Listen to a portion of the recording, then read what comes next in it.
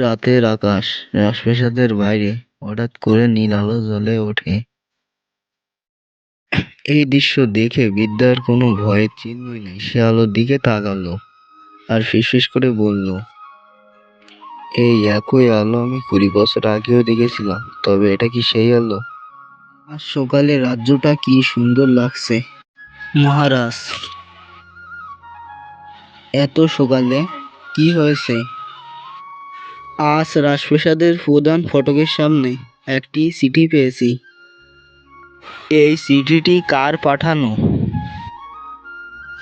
জানি না মহারাজ, এই চিঠির ব্যাপারে কেউ জানে না।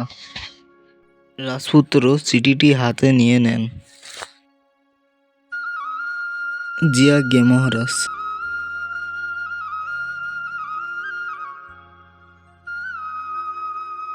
সবাই শান্ত থাকো।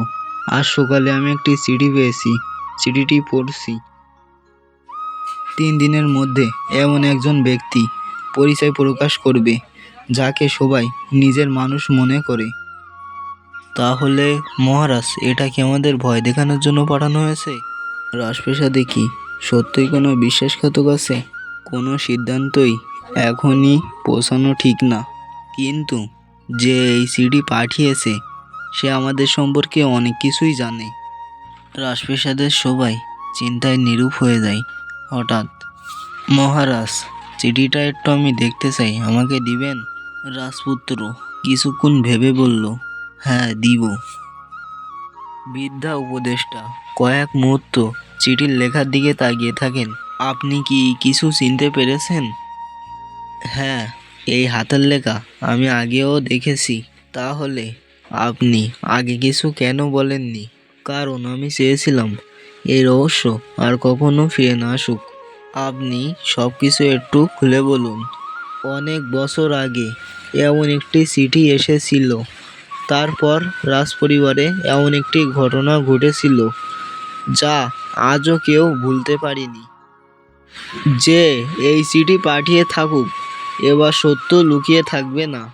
রাজপুত্র দৃশ্যভাবে চিঠিটা দেখছে। বাকি সবাই নীরব। আজ থেকে রাজপ্রাসাদের নিরাপত্তা দ্বিগুণ করা হবে।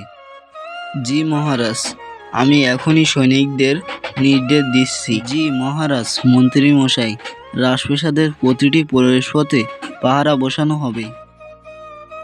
আর এই চিঠির কথা রাজপ্রাসাদের বাইরে যেন কেউ জানতে না পারে। জি মহারাজ। কে ওখানে? 2জন সৈনিক দ্রুত দরজার দিকে দৌড়ে যায়, কিন্তু সেখানে কেউ ছিল না।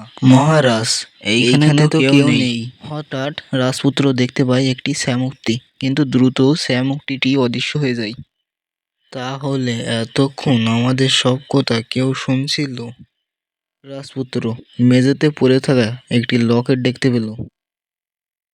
এই লকেটটা কার? তো গাইস, নেক্সট পর্বে কি হতে চলেছে তাহলে? শব্দটি কার হতে পারে? এই শ্যামুক্তিটি দ্বারা কি নির্দেশ দিচ্ছে? বড় কোনো বিপদের? আর এই লকেটটিই বা কার হতে পারে? এসব কিছু জানতে আমাদের চ্যানেলটি তুমি এখনই সাবস্ক্রাইব করে রাখো এবং বেল বাটনে ক্লিক করে এল নোটিফিকেশনটি অন করে রাখো, যাতে সবার আগে তোমার কাছে ভিডিওটি পৌঁছে যায়। সবাই ভালো এবং সুস্থ থেকো। আজকের মতো জানাই আল্লাহ হাফেজ গাইস।